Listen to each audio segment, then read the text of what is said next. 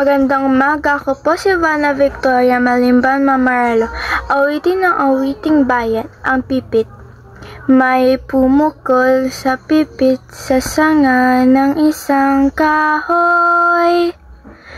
At nahagip ng bato ang pakpak ng munting ibon. Dahil sa sakit, di na nakaya pang lumipad. At ang nangyari ay nahulog, lumipad ang taong binikas. Mamang kay lupit, ang puso mo'y di na nahabag. Pag pumano ang buhay ko, may isang pipit na iiyak. May isang pipit na iiyak. May isang pipit na iiyak. Ako si Vanna Victoria Malimban Mamaralo. Nangangako na susunod ako sa aking mga magulang.